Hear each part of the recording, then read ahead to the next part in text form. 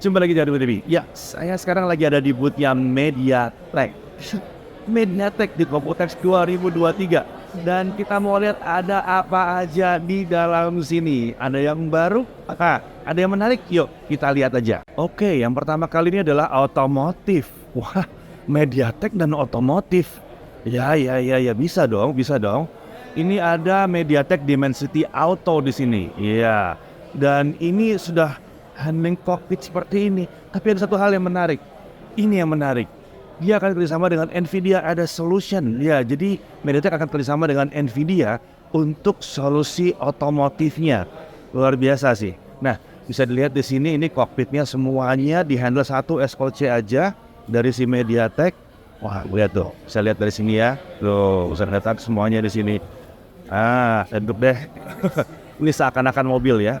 Oke, semuanya nih, climate control, segala macam, sampai chatting-chattingnya semuanya.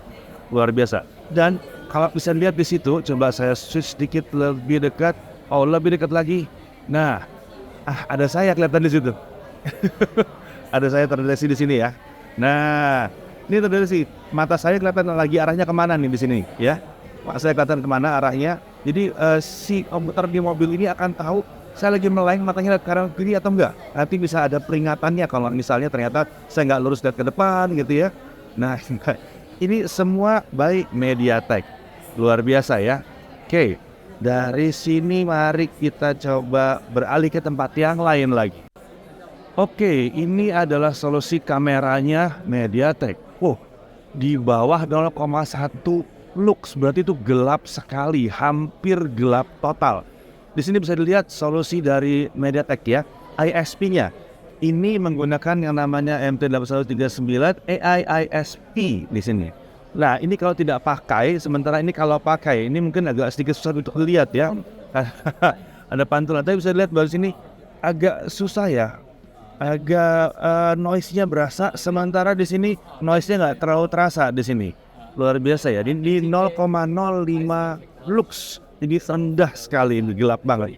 Sementara untuk demo yang satu lagi, sebelah kiri itu pakai Sony sensor, yang kanan itu pakai Taiwan sensor. Tapi yang sebelah kiri tidak pakai MediaTek, yang kanan pakai MediaTek.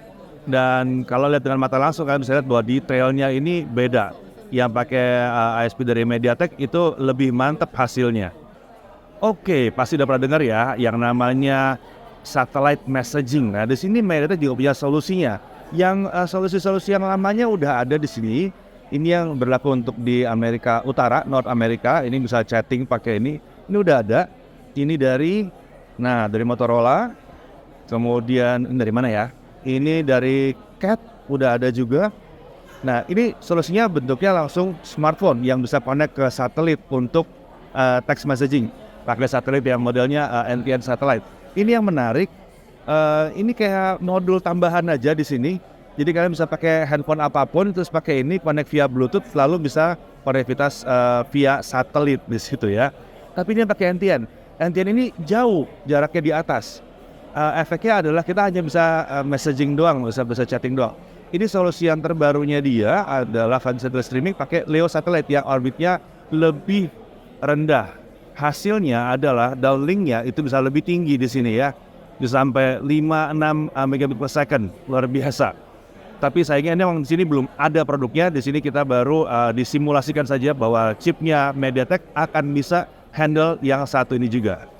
Lalu yang di sini adalah demo 5G dan Wi-Fi. Jadi di mana konektivitasnya itu bisa pindah-pindah antara 5G dan Wi-Fi, tapi seamless. Jadi kalau lagi chatting itu nggak harus, bukan chatting ya. Kalau lagi live streaming ya, itu nggak harus putus kalau kita pindah antara selular dan Wi-Fi atau Wi-Fi ke selular. Di sini didemokan kurang lebih seperti ini hasil demonya. Jadi bisa terlihat kalau misalnya Wi-Fi-nya dimatikan, dia tetap bisa jalan dan tidak pakai putus streamingnya. Nah, sekarang kita mau lihat MediaTek Genio. Buat apa sih? Bisa buat macam-macam. Ini buat IoT, ini bahkan buat server bisa. Nah, server satu ini adalah ARM server yang bahkan bisa sampai 96 chip di sini. Tuh. Ini pakai Genio 1200 dan ada 96 chip di dalam satu server ARM seperti ini. Luar biasa kan? Mau dipakai buat apa? Ya, gunakan imajinasi kalian ya untuk 96 itu. Lalu bisa dipakai buat macam-macam sih perangkat IoT dari MediaTek ini ya, si Genio. Bisa dipakai buat mobile charging station, bahkan bisa dipakai buat ini buat scanning di sini ya. Wah, ini lumayan terkenal sih nama-namanya di sini. Ada Honeywell di situ. Wah, luar biasa. Bisa buat macam-macam banget. Ini POS system juga. Ini tahu dong yang kasir-kasir itu yang depan belakang ya. Sini ada layar lagi. Ini juga bisa pakai MediaTek. Dan ada banyak banget fitur-fitur yang bisa dimanfaatkan dari segi ini untuk perangkat-perangkat seperti ini ya. Bahkan untuk mengukur ban di sini, thread ya, bisa dilihat ban di sini seperti apa. Lalu ini adalah perangkat-perangkat rugged devices di sini juga. Ya, ya semuanya bisa pakai MediaTek Genio ini. Ya, jadi bisa dilihat sini bahkan yang Genio 350 itu bisa ada yang bikin ini device-nya di China, ada yang bikin untuk main game seperti ini. Ini Real Racing 3 ya. Ternyata katanya ini buat IoT tapi dipakai buat konsol gaming ini bisa juga ya. Konsol gaming jadinya entry level, jadi murah pasti ya. Ini saya pakai Genio yang 350 di sini. Nah, kenapa dipilih ini juga karena dia pakai WiFi, jadi ya lebih ekonomis saja hasilnya. Keren kan? Tuh, nih kapan dipas kayak gini masuk Indonesia ya? Ini Geno Evaluation Kit-nya, lalu ada ya macam-macam kit yang udah dibuat. Ini bahkan dibuat sama VIA sendiri. Ya dulu bikin prosesor, kenapa sekarang pakai MediaTek? Ya saudaranya nggak apa-apa ya. Nah ini perangkat-perangkat lainnya semuanya yang pakai solusi Genio. Ini juga menarik karena dia pakai Ubuntu gitu ya. Jadi device ini pakai MediaTek Genio dan dia bisa pasang Ubuntu di sini.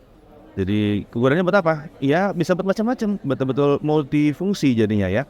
Sepertinya kita belum ke MediaTek ya. Kalau kita belum cek mobile devices-nya ya, yang smartphone. Kita mulai dari sebentar, apa ini? Ray tracing. Oh ya, MediaTek udah ngomongin soal ray tracing sejak lama dan di sini ada demonya. Kita bisa lihat. Nah, kita bisa lihat di sini kalau saya matikan ray tracing-nya, nah pantulan-pantulannya mulai hilang nih. Nah, hidupin lagi. Nah, ada lagi tuh pantulan-pantulannya muncul lagi di situ. Ya, ini sudah bisa pakai MediaTek Dimensity 9200 di sini yang didemokan ya. Lalu di sini juga ada display MediaTek Intelligent Display Sync. Lalu ada mengenai Wi-Fi Virtual Assistant, Wi-Fi 7. Oh, sebentar, ini apa? Oh, ini Fine and to Flip. Ini mah udah mulai dijual di Indonesia, pada masalah. Dan mungkin yang paling menarik yang satu ini ya, Tecno Phantom.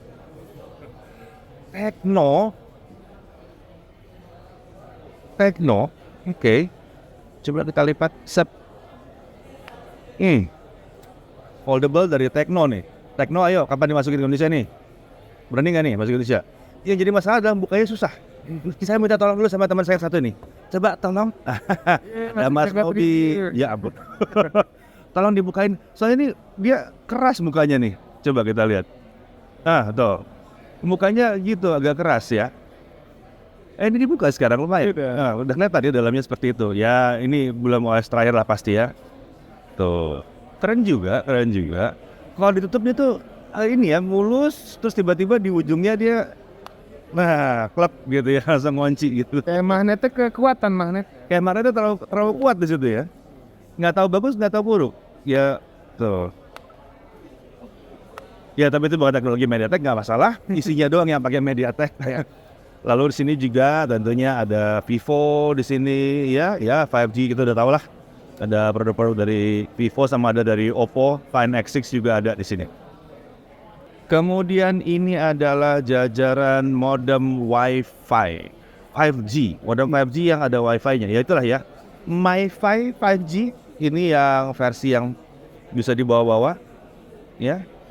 Terus kemudian ada lagi banyak yang lain dari T-Mobile, ada dari Verizon, ini Nokia juga ada Nokia, dan Nokia pakai chip yang baru yang T830 yang udah pakai R16 dan GBP-nya. Kemudian Telefonica, ada DT, ada Tri dari UK, ada Acer juga di sini. Iya, ada Acer juga. Ini mungkin mau main game di jalan, agak repot ya, bawanya gede juga ya.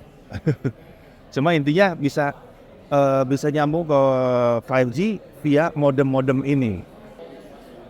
Nah, di sini adalah demo Dolby Atmos wireless speaker. Jadi pada dasarnya TV yang di depan itu dipasang di device-nya MediaTek ya untuk connect ke speaker yang juga pakai chip MediaTek. Ada satu di sini, ada satu depan sana. Ini bebas mau taruh di mana aja, ada masalah. Nanti dia akan mendeteksi secara otomatis sekitar nggak nyampe 10 detik dia udah bisa deteksi secara otomatis, lalu begitu dihidupkan langsung mantep suaranya, langsung positioningnya langsung jelas banget. Jadi ini belum ada device-nya, tapi kemungkinan besar dalam waktu nggak lama lagi ini akan diimplementasikan ke dalam TV atau smart TV modern. Nah, sekarang kita ada di demonya Wi-Fi display via tablet. Oke. Ini pakai Dimensity 9000, bisa dilihat ini tabletnya. Dia connect ke display yang ini ya. Nah, bisa dilihat latensinya hampir nggak ada. Ini tampilan yang sama, cuma ditampilkan di sini aja. Bisa lihat tuh, sama ya, sama-sama 45 detiknya sama, belakangnya beda-beda tipis banget. Jadi latensinya tuh rendah sekali. Ya, jadi menunjukkan bahwa kalau pakai yang high end itu mau pakai layar tambahan nggak ada masalah. Sementara ini demonya G99, G99 yang udah populer banget itu ya. Kalau kita bisa lihat bahwa di sini bisa dapat 120 fps, nggak ada masalah juga 120 fps karena performanya emang cukup tinggi di sini untuk displaynya. Oke, ini ada 8K mini LED display di sini. Apa yang menarik? 8K mini LED keren, tapi ini semua di-handle sama si MediaTek Scaler MT9810. Ya, dia sudah bisa handle 8K resolution. Dan yang paling menarik adalah ini kan ada local dimmingnya ya. Dia handle bisa sampai dengan 10.000 zona local dimming. Berarti ini bisa membuat dia bersaing sama OLED karena warna hitamnya bisa dipastikan benar-benar titiknya tuh benar-benar hitam. Walaupun cuma kecil doang bisa dihandle sama dia.